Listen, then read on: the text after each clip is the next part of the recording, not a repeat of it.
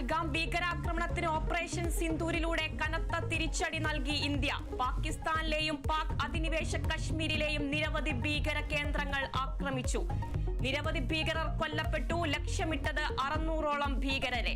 കരവ്യോമ നാവികസേനയുടെ സംയുക്ത ഓപ്പറേഷൻ. ആക്രമണം തത്സമയം നിരീക്ഷിച്ച് പ്രധാനമന്ത്രി. ഭാരത് മാതാ കി ജയ് വിളിച്ച് പ്രതിരോധ മന്ത്രി രാജ്നാഥ് സിംഗ്.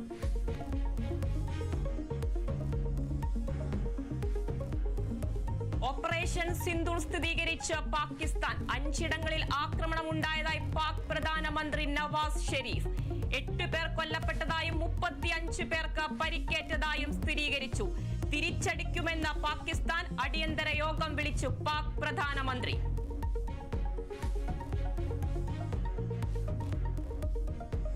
അതിർത്തിയിൽ വീണ്ടും പാക് പ്രകോപനം. പാക് ഷെല്ലാക്രമണത്തിൽ 3 പേർ കൊല്ലപ്പെട്ടു. ആക്രമണം 7 മേഖലകളിൽ. ആക്രമണത്തിൽ 3 വീടുകൾ തീപിടിച്ചു.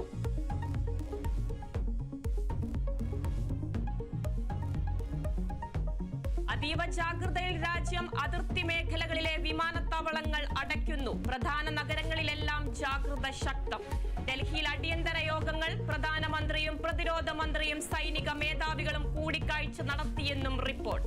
കരസേനയുടെ വാർത്താ സമ്മേളനം 10 മണിക്ക്.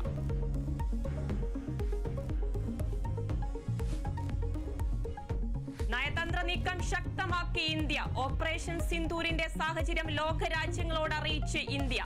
US സ്റ്റേറ്റ് സെക്രട്ടറിയുമായി സംസാരിച്ച് അജിത് ഡോവൽ.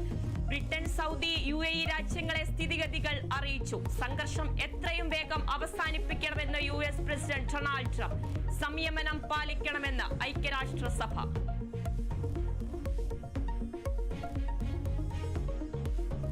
മുതലപ്പുഴയിൽ ഡ്രഡ്ജറുമായി ബന്ധപ്പെട്ട സാങ്കേതിക തകരാറുകൾ പരിഹരിച്ചതായി കരാർ കമ്പനി. ഉച്ചയോടെ ഡ്രഡ്ജിംഗ് ആരംഭിക്കാൻ കഴിയുമെന്ന കമ്പനി പ്രതിനിധി. പരിഹരിച്ചത് hydraulic engine, hydraulic pipe, cooling filter എന്നിവയിലെ കേടുപാടുകൾ.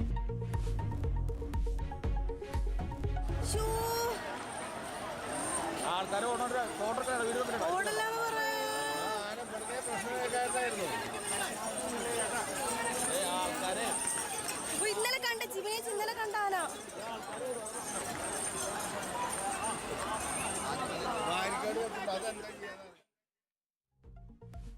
തൃശൂർ പൂരത്തിനിടെ വെടിക്കെട്ടിന് മുമ്പ് ആന വിരണ്ടോടി. തിരക്കിൽ 34 പേർക്ക് പരിക്ക്. 4 പേർ മെഡിക്കൽ കോളേജിൽ ചികിത്സയിൽ. ഇടഞ്ഞത് ഊട്ടോളി രാജൻ എന്ന ആന. ആനപ്പുറത്തുള്ളവർ 15 മിനിറ്റോളം നിലത്തിറങ്ങാൻ കഴിയാതെ കുടുങ്ങി.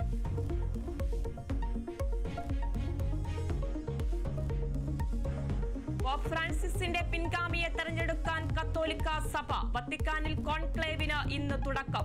കർദിനാൾമാരായ പരോളിനും ഡക്ലയും സാധ്യതാ പട്ടികയിൽ. 133 കർദിനാൾമാർ കോൺക്ലേവിൽ പങ്കെടുക്കും. ഇന്ത്യയിൽ നിന്ന് 4 കർദിനാൾമാർ.